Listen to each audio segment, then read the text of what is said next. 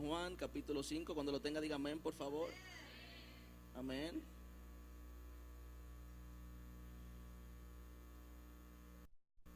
Evangelio según San Juan capítulo 5. Vamos a estar leyendo el verso 19. Amén. ¿Lo tiene? Amén. Vamos a leer en el nombre poderoso de Jesús. Dice: respondió entonces Jesús y les dijo: de cierto os digo, no puede el Hijo hacer nada por sí mismo, sino lo que ve hacer al Padre.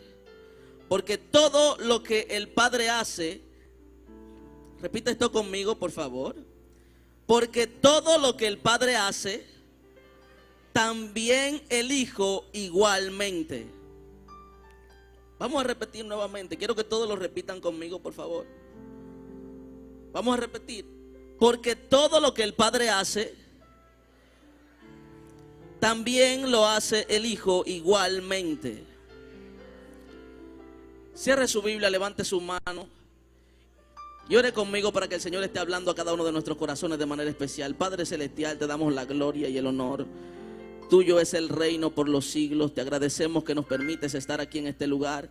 Te pedimos, Señor, que tú tomes todo dominio y todo control en esta preciosa noche y que tú nos dirijas, Señor, a la ejecución de tu perfecta y agradable voluntad.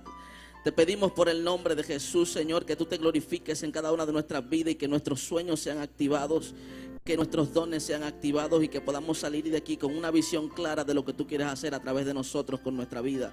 Te pedimos, Señor, que tú tomes el control de este tiempo y que tú nos guíes según tu presencia. Tú sabes que dependemos total y absolutamente de ti.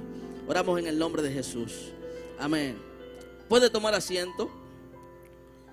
Gloria al Señor. Bueno, cuando hablamos de pasión, yo quiero hablar un poquito sobre lo que significa ver a Dios. Quiero hablar sobre lo que significa ver a Dios. Es posible ver a Dios. Es posible ver a Dios cuando se tiene una pasión correcta. Y cuando hablamos de pasión, me identifico mucho con esto, porque no puedo olvidar a aquel joven de 16 años que entregó su vida al Señor, que se encontraba envuelto en muchísimas situaciones de pecado, se encontraba envuelto en una crisis de identidad muy fuerte. Y en un momento determinado le entrega su vida al Señor, le entrega su corazón al Señor y se da cuenta que fue la mejor decisión que pudo tomar en toda su vida. Que lo que las amistades no podían ofrecer, que lo que el coro con los amigos en la esquina del barrio, que lo que la popularidad entre los compañeros de la escuela no podía ofrecer, había un lugar que sí lo podía ofrecer. Me di cuenta a los 16 años que el mundo nos da la oportunidad de sentirnos lo más importante, el último refresco del desierto. Nos da la oportunidad de sentirnos como si somos lo último, pero realmente nos hace sentir vacíos, nos hace sentir insatisfechos de la vida. Y esa insatisfacción me llevó a mí a tomar la decisión de aceptar a Cristo en mi corazón. Yo no puedo olvidar esas noches, yo no puedo olvidar esas madrugadas, esas mañanas, esas tardes. Le digo esto porque era el día completo.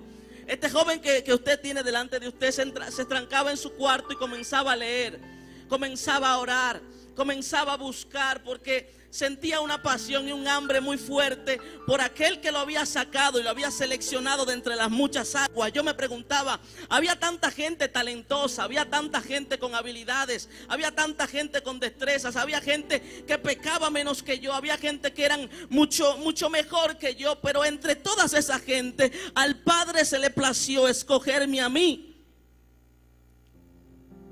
Y yo no podía entender cuál era el propósito de Dios, pero simplemente entendía que Él me amaba demasiado.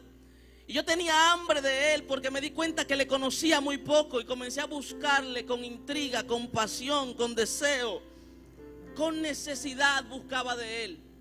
Día y noche, día y noche, día y noche. La gente cree que las cosas son espontáneas, no. La gloria se produce en lugares secretos, en lugares que no son muy confortables. Pero en esos lugares Dios te pone para que tú puedas escuchar su voz. Cuando tú estás en un proceso, cuando tú estás en un problema, Dios no te pone en un desierto para castigarte. Dios te pone en un desierto para que tu ego pueda ser doblegado y tú puedas escuchar su voz. Si tú eres joven y estás pasando por un momento difícil, Dios no está tratando de destruirte, Dios está tratando de producir pasión dentro de tu corazón. Y te voy a explicar qué es lo que sucede con eso. Hay algo que Dios puso en el corazón de cada una de las personas que están aquí.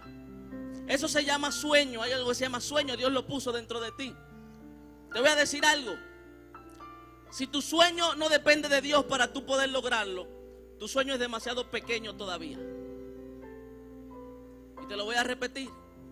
Si tu sueño no depende de Dios para tú poder alcanzarlo, tu sueño todavía es demasiado pequeño. Y la pasión sucede cuando el sueño se conecta con el don. La pasión sucede cuando el sueño hace fricción con el don, genera una chispa. Y esa chispa se llama pasión. Cuando un hombre con un don conecta con un sueño, no existe el cansancio, no existe el hambre, no existe la necesidad. Se entrega por completo aquello con lo cual él se ha conectado. Eso se llama pasión. Hubo un hombre que se apasionó con Dios en la Biblia. Este hombre se llama Moisés. Moisés, en una ocasión X de su vida, se encontraba lidiando con un pueblo. Moisés tenía el sueño de sacar a ese pueblo de la esclavitud, porque Dios puso ese sueño en su corazón. Y mientras Moisés se encuentra en el proceso de tratar de sacar al pueblo de su esclavitud, se encuentra en un momento donde él está charlando con Dios. Él está buscando a Dios, porque era imposible que él pudiera lograr su sueño sin depender absolutamente de Dios. Y en un momento determinado Dios le dice: has hallado gracia delante de mis ojos. Voy a poner victoria en tu camino. Por donde tú pases yo te voy a respaldar. Yo voy a estar contigo. Moisés le dije: más te vale que sea así, porque si tu presencia no va conmigo, yo no me muevo hacia ningún lugar. Eso es pasión. Luego que Dios le dice esto, Moisés ve la oportunidad y dice: bueno, le caí en gracia al Padre, le caí bien a Dios, déjame ver si puedo, tú sabes, como José alguito más. Y le dice a Moisés a Dios: déjame ver tu gloria, déjame ver tu gloria. Y Dios le dice: ya yo te dije que voy a estar contigo, ya yo te dije que te voy a respaldar, ya yo te dije que te voy a prosperar, ya yo te dije que te voy a bendecir, pero no te puedo mostrar mi rostro, porque no me verá hombre alguno y podrá vivir. Y bajo ese concepto hemos vivido durante muchísimo tiempo. Bajo el concepto de que el hombre que pueda ver a Dios, pues simplemente va a fallecer, porque la grandeza de Dios que pueda manifestar, que se pueda manifestar y un hombre la pueda apreciar, bueno, esa grandeza inmediatamente haga contacto con los ojos de la humanidad, pues la humanidad de nosotros se va a desintegrar, se va a destruir. Entendemos que Dios es tan grande que simple y llanamente no podemos verlo, porque fácilmente vamos a morir. Y puede haber cierto nivel de verdad en todo esto, pero también la Biblia me enseña algo importante. Lo primero es, y lamentablemente para desilusión de un gran grupo aquí, es que Dios es espíritu, dice la Biblia. La Biblia dice que los espíritus no tienen carne ni tienen hueso. Por lo tanto, Dios no tiene cara. Por lo tanto, Dios en sí no tiene barba. No sé si usted sabía eso. Sí, porque hay gente que le dice a Dios: el balbú me está cuidando. Dios no tiene barba. Yo no sé quién es que te está cuidando. Juan Ubiere que te está cuidando. Yo no sé quién es que te está cuidando. Fidel Cat, no, yo no sé quién es que te está cuidando. Pero Dios no tiene barba, porque Dios no tiene un rostro físico. Dios no tiene un rostro físico real, un rostro literal. Dios estaba tratando de representar algo al hablar de esta manera con Moisés. Y hay algo y hay un principio que yo quiero que cada uno de nosotros entendamos. Podemos ver a Dios cuando entramos en el nivel del espíritu. En la carne no podemos apreciar la grandeza y la divinidad de Dios. En un momento Jesús se encuentra con una persona que se supone que sabe de la Biblia o que sabe de la ley. Se encuentra con un fariseo y Jesús le dice a ese fariseo: lo que es nacido de la carne, carne es. Mas lo que es nacido del espíritu, espíritu es. El espíritu es como el viento, tú no sabes para dónde va ni de dónde viene. Lo mismo sucede con el espíritu de Dios. El viento es así. El viento viene de un lugar y tú no sabes de dónde viene y se va para otro lugar y tú no sabes para dónde vas. Lo mismo sucede con el Espíritu de Dios. Al menos de que tú seas espíritu, no puedes entender las cosas del Espíritu. Y la voluntad de Dios no puede ser ejecutada en la carne, necesariamente tiene que ser ejecutada en el Espíritu. Por lo tanto, es necesario convertirse en espíritu para poder entender la voluntad de Dios. Por eso Jesús le dijo a Nicodemo: es necesario de que nazcas de nuevo. Y que no nazcas de voluntad de hombre, sino que nazcas de agua y del Espíritu. Yo quiero saber si hay algún joven que está apasionado por saber cuál es la voluntad de Dios para con su vida, para con su barrio, para con su familia. Te estoy diciendo, en la carne no vas a poder ejecutar lo que Dios quiere que tú ejecutes. Necesitas convertirte en espíritu para entender las cosas del Espíritu. La mayor frustración de los jóvenes es que tratan de lograr y cumplir la voluntad de Dios en la carne. Tratan de fundamentar cosas que son de Dios en la carne. Te voy a poner un ejemplo. Cuando tú la Biblia claramente dice que el espíritu está animado, el espíritu está dispuesto, pero la carne es débil.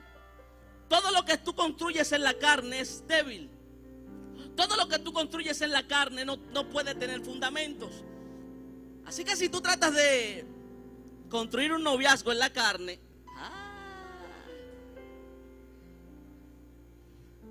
si tú tratas de construir un noviazgo en la carne, tu noviazgo va a ser débil, va a ser frágil. Y cuando ese noviazgo llegue al matrimonio y lleguen los azotes, no va a soportar y se va a derrumbar. Pero cuando ese noviazgo es engendrado en el Espíritu, la Biblia dice que las cosas que se ven, las cosas de la carne son temporales, pero las cosas del Espíritu son eternas. Cuando ese noviazgo es formado en el vientre del Espíritu de Dios y Dios te pone con un propósito definido, tu vida va a ser diferente, tu noviazgo va a ser diferente, tu familia va a ser diferente, tú entero vas a ser otra persona. Así que es importante sembrar y caminar en las cosas del Espíritu. Y todo lo que necesitamos saber del Espíritu lo encontramos en la persona de Cristo Jesús. Por eso hay un principio que se llama el principio de la justicia de Cristo. Escucha bien lo que te voy a decir ahora. Necesito que me prestes atención. La Biblia claramente dice que a Dios nunca nadie le vio jamás, pero Cristo le dio a conocer. Claramente en una ocasión uno de los discípulos de Jesús le dice: Señor, tú hablas demasiado del Padre, por favor, muéstranos al Padre. Y Jesús le dice: oye, tanto tiempo que estoy contigo y todavía no me ves. Tanto tiempo que estoy contigo y todavía no has descubierto. Es formado en el vientre del Espíritu de Dios y Dios te pone con un propósito definido. Tu vida va a ser diferente, tu noviazgo va a ser diferente, tu familia va a ser diferente, tú entero vas a ser otra persona. Así que es importante sembrar y caminar en las cosas del Espíritu. Y todo lo que necesitamos saber del Espíritu lo encontramos en la persona de Cristo Jesús. Por eso hay un principio que se llama el principio de la justicia de Cristo. Escucha bien lo que te voy a decir ahora. Necesito que me prestes atención. La Biblia claramente dice que a Dios nunca nadie le vio jamás, pero Cristo le dio a conocer. Claramente en una ocasión uno de los discípulos de Jesús le dice: Señor, tú hablas demasiado del Padre, por favor, muéstranos al Padre. Y Jesús le dice: oye, tanto tiempo que estoy contigo y todavía no me ves. Tanto tiempo que estoy contigo y todavía no has descubierto que yo soy. Tanto tiempo que estoy contigo y no te das cuenta que el que me ve a mí ha visto al Padre. Porque claramente la Biblia dice que Dios nos ha hablado de diferentes formas y de diferentes maneras a través de los tiempos. Pero en estos postreros días nos ha hablado a través del Hijo, el cual es la imagen misma de su sustancia y el resplandor de la gloria de Dios. Así que posiblemente nadie pudo ver la cara de Dios, nadie pudo ver el rostro de Dios, pero a través de Jesucristo la gente pudo ver a Dios. La Biblia dice que este verbo formó todas las cosas que existen y Él anduvo entre nosotros, Él estuvo entre nosotros, Él estuvo con nosotros, pero no le pudimos ver y no le pudimos entender. Y yo me pregunto, ¿por qué la gente no pudo ver a Dios? Dice la Biblia claramente que a lo suyo vino Y los suyos no le recibieron, más a los que le recibieron le dio potestad de ser hechos hijos de Dios. Pero ¿por qué a los suyos, a los cuales Él vino, no le pudieron recibir? ¿Por qué ellos no pudieron ver a Dios a través de Cristo? Porque no entendieron la justicia de Cristo. En el momento en el cual Jesucristo iba a comenzar su ministerio, era necesario que fuera bautizado. Porque Dios no comienza nada con un vientre vacío. Yo voy a repetir eso. Dios no comienza a hacer nada con gente vacía. Antes de Dios hacer algo y ejecutar su voluntad a través de un hombre, Él lo llena de su Santo Espíritu. Por eso Juan el Bautista fue lleno desde el vientre de su madre Elizabeth. Porque el ministerio de Juan el Bautista iba a iniciar inmediatamente él naciera. Porque cuando hay un vientre vacío, carente del Espíritu de Dios, es fácil que se llene con cualquier cosa. Y cuando tú estás caminando vacío y estás viviendo vacío, tu vida se puede llenar de cualquier cosa que hay en el mundo. Se puede llenar de las vanidades de este mundo, de los pecados de este mundo, de los placeres de este mundo. Por lo tanto, Dios necesita un hombre, una mujer, un hombre lleno de Él para que no haya espacio para la basura de este mundo.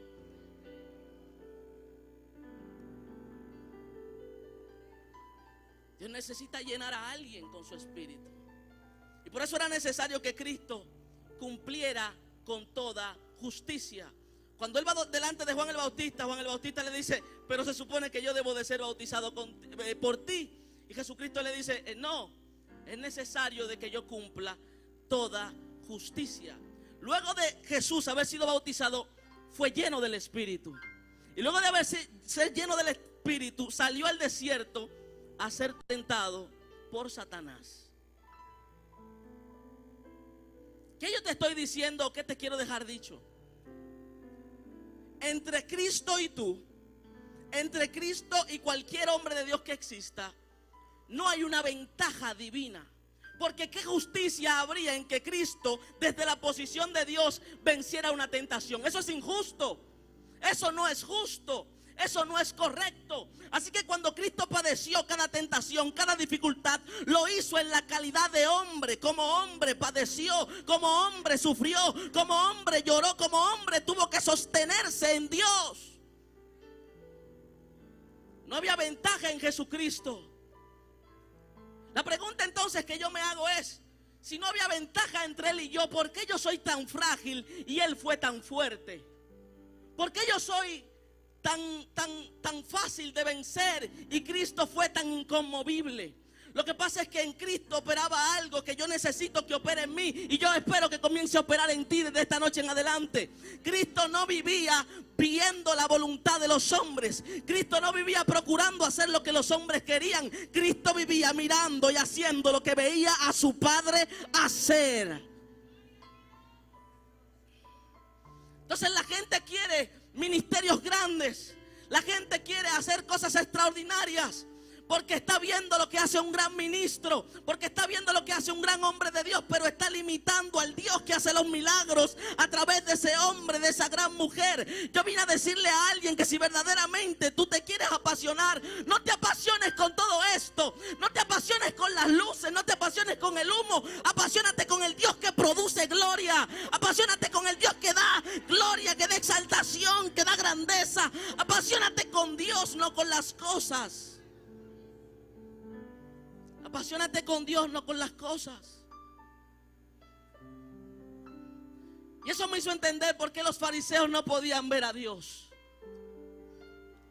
Los fariseos no podían ver a Dios porque ellos estaban apasionados con las cosas, con las formas, con las tradiciones, con las enseñanzas que pasaban de generación en generación. Pero no sentían una pasión genuina por el Dios que representaban esas cosas.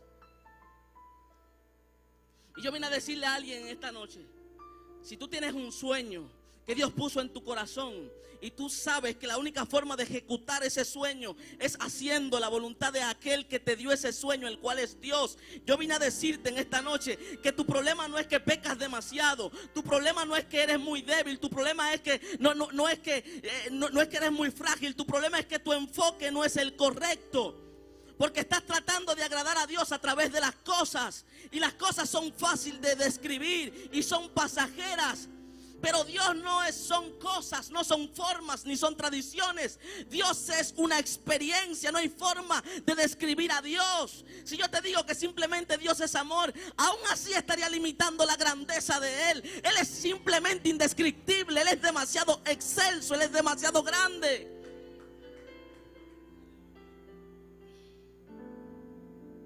Yo quiero activar algo en el corazón de un joven en esta noche, que entiende que necesita hacer algo para Dios, que entiende que tiene un sueño y un compromiso con Dios, y que no se va a limitar a lo que pueda ver en su entorno, que no se va a limitar a las dificultades que pueda apreciar cerca de él, sino que se va a comprometer con cumplir el sueño de Dios. ¿Tú sabes por qué Cristo pudo superar cada tentación y vencerla? Porque Cristo no se sostenía en la voluntad de los hombres. Cristo se sostenía igual que Moisés. Dice la Biblia que Moisés, en medio de las dificultades en el desierto, no se sostenía por el maná que caía, no se sostenía por el agua que le daban, no se sostenía por la serpiente que curaba y sanaba a los enfermos del pueblo. Se sostenía como mirando al invisible. En este mundo de hoy en día, los jóvenes quieren hacer la voluntad de Dios enfocándose en otras cosas. Y decir, mira, se está levantando un hechizo allá, se está levantando una bruja allá. ¿Dónde están los que se pueden levantar de madrugada y decirle al diablo: se acabaron los altares, saca? Espérate, esquina más soja. Ahorita alguien reprendía el espíritu de levianismo. Yo quiero que se dividan las hembras por los varones para otro. Ponte ahí, profeta. Hembras por un lado, varones para otro. Dame algo pesado. Santo Espíritu, ven, lléname. Varón, si usted no canta, va a cantar hoy, porque yo hoy no puedo. Mírala, te voy a dar a las chicas. Lo que tú declares sobre ellas se va a mover y lo vas a ver ahora. Yo me voy a embrujar con los varones porque son más marcas. Pero oye esto.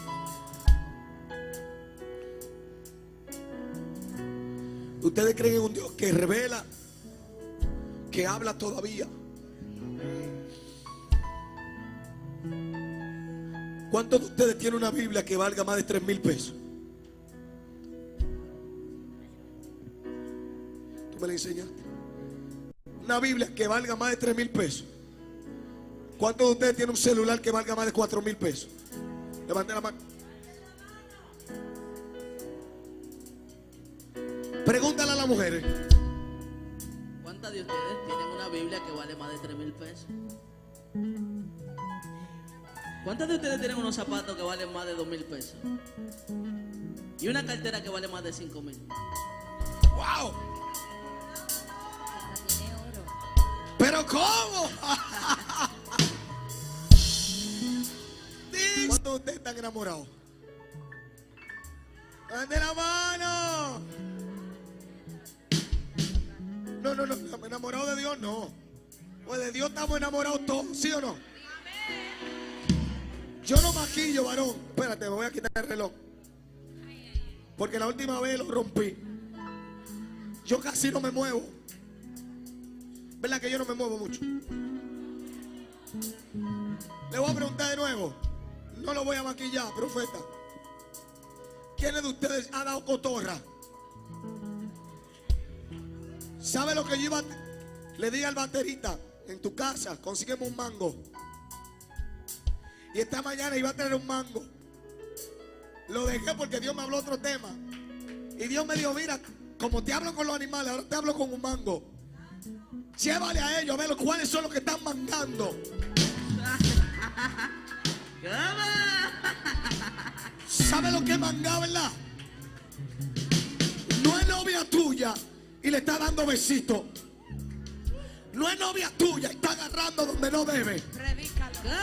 Espérate. Ustedes son apasionados. Bueno, usted está asustado, que usted me mira así. A usted, rubio.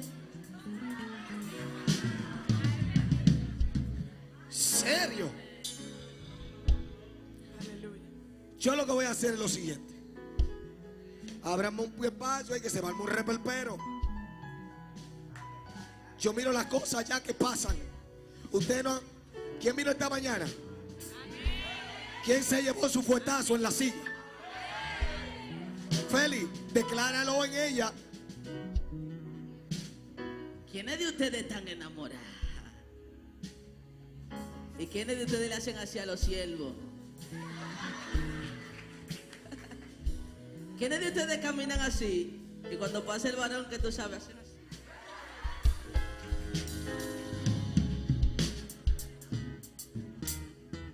Hay algo que sucede.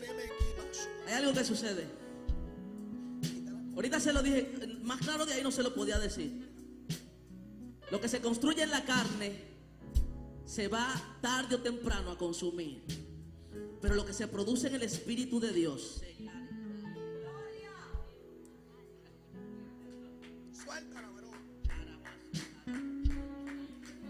No me está mostrando jovencitas dolidas por relaciones que se frustraron y se sienten usadas. De gente que se supone que es de Dios y te usó. Destruyó partes de tu corazón. ¿Por qué? Porque tú querías algo serio con Él. Tú querías algo bonito con Él. Tú querías construir algo bonito con Él. Pero no comenzaste por el Espíritu. Comenzaste por...